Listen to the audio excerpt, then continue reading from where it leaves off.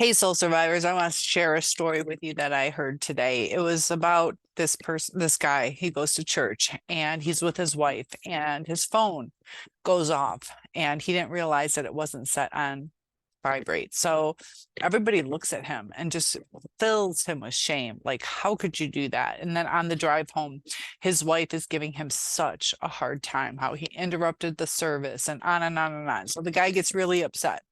He goes to a bar and starts drinking, and he accidentally spills his beer and it breaks open. And so the people at the bar come over and they're asking, "Are you okay? Did you get cut? Let me see your hand." The bar back cleans up the area. The other person gives him a complimentary replacement drink, and he was so thankful.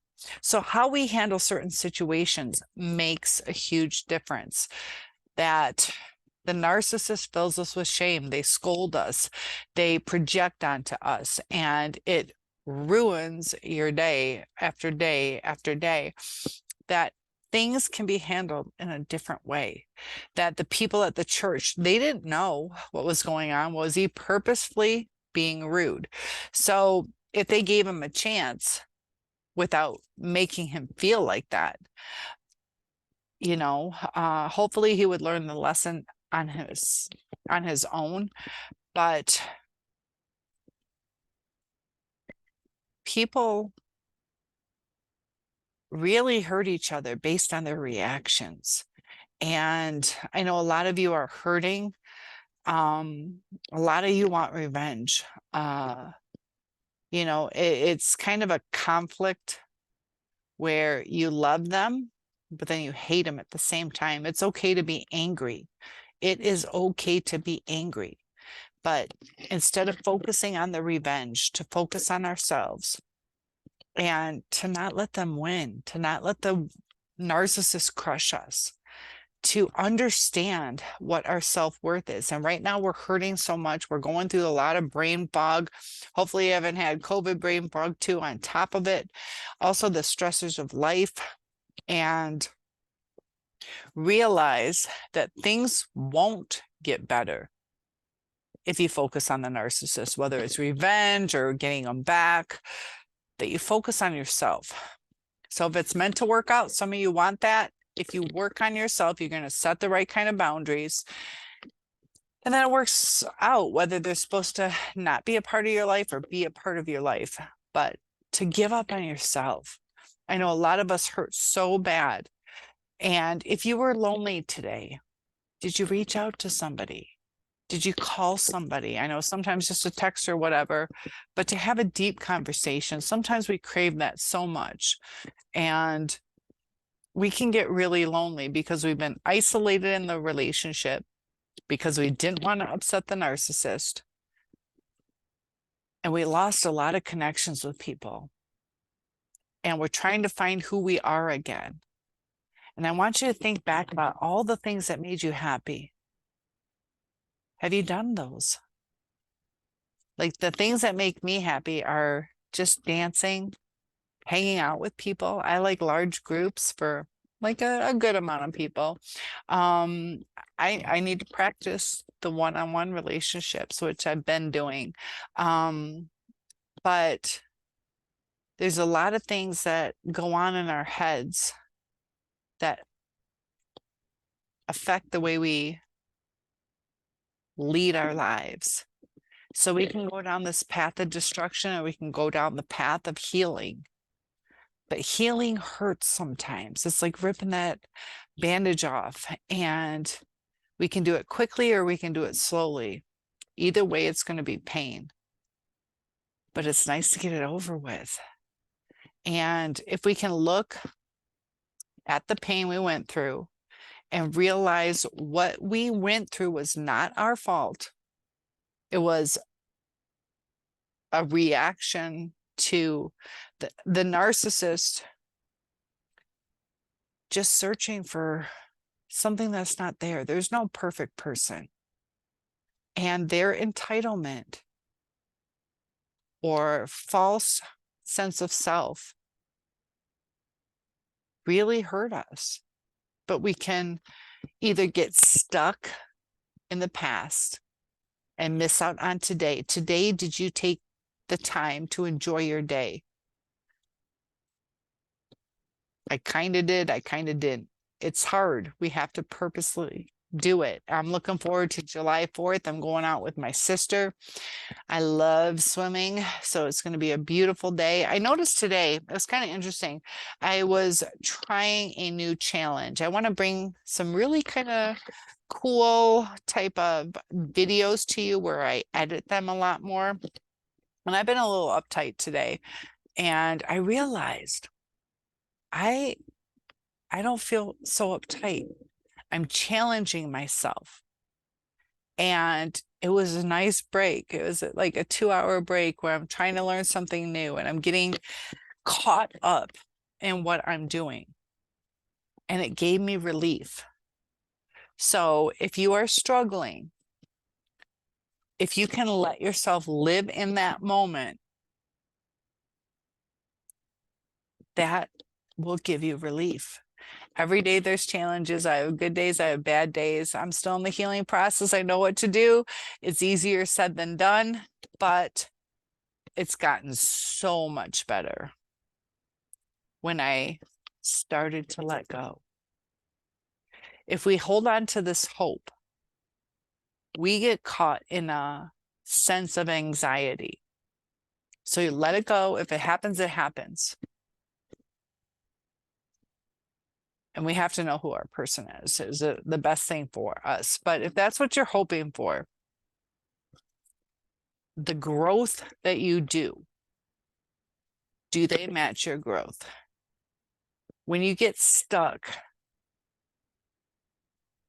that's when you start having a hard time healing, because you're stuck in a time of your life where you are full of pain. And self-reflection is important to understand why we acted the way we did. Why did we stay so long? Now, I don't want you blaming yourself, because a narcissist gaslights us. It's like a slow burn where, you put that frog in that boiling water. It takes time and eventually it kills the frog. It didn't see it coming. It was comfortable and it was slow enough, but it was toxic. So don't beat yourself up for what happened. Learn from it. And as you increase your self-esteem, understanding of what the red flags are, set your boundaries and keep them. I know I had boundaries and I was too anxious. Like, I should have known, you're not going to call me for 2 weeks? Fuck you. Are you that invested?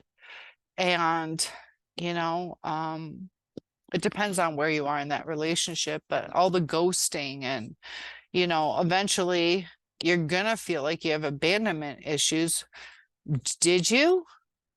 You were comfortable in the relationship and willing to put in the effort, but you started to feel something was off. And they created abandonment issues. They created trust issues. You didn't even know what reality was anymore. And what happened, happened. But if you're moving forward, look at the red flags. Definitely look at the red flags. So take baby steps. I don't want you being so traumatized that you're not going to trust anybody. There's a lot of good people out there. A lot of good people. Ask them, why'd you cancel today? And understand. And, if it's a hurt person, just tell them, I understand you're going through a lot. You can be there for your friends, but if they start to drain you, you can't help them. We can't help people who don't want to be helped. There are people who will take our advice, but if you're giving advice to deaf ears, it's not good. And sometimes we do need to focus on ourselves, and that feels awkward because it feels narcissistic. We all have narcissistic traits to protect us. And you can be clear with your friend, like, hey, I've really tried to help you. You're not taking my advice. And, I don't mind reconnecting in the future when we can kind of have a better dynamic. But we are in charge of our emotional health. And it gets overwhelming sometimes. We have panic attacks or heart palpitations, like the things we've been through. They say it's like a withdrawal from cocaine. It will be painful, but we have to go through it. We have to understand it. And we have to make the necessary changes to bring happiness to our lives. And if we give up on ourselves, we are going to stay stuck. So there's all these things like imposter syndrome and, depression, anxiety, all these kind of things, societal pressures that we just have to realize, I'm going to be me. I am going to be me. And the people that like me will like me. So do unto others as you would have done to you. And it's sad how narcissistic this society has come, but there's still a lot of good people out there. And I'm super cautious on moving forward with a relationship.